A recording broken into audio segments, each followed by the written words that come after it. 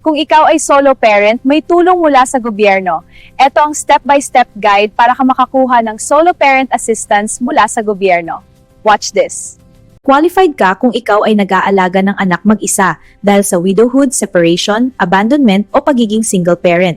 Guardians na solo qualified rin.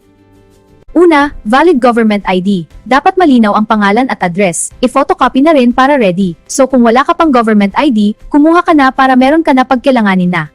Pangalawa, proof of residency. Barangay certificate na nagpapatunay na nakatira ka sa lugar kung saan ka nagsistay. Pangatlo, proof of solo parent status. Pwede itong death certificate ng spouse, affidavit of separation, court decree, o barangay certification ng abandonment. Depende sa sitwasyon mo. Pang-apat, birth certificate ng anak o mga anak. Ito ang magpapatunay na ikaw ang legal guardian. Pang-lima, pumunta sa City o Municipal Social Welfare Office, mag-fill out ng form, submit ang requirements, at hintayin ang assessment. Kapag approved, bibigyan ka ng solo parent ID. Valid ito for 1 year, renewable yearly. Dalhin palagi kapag mag-a-avail ng benefits. Ingatan ang ID para di mawala or ma-misplace.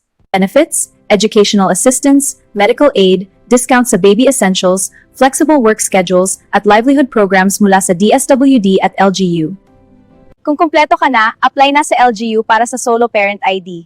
Good luck at sana makatulong ang assistance sa'yo at sa pamilya mo. Subscribe to our channel and hit like and share. Thank you!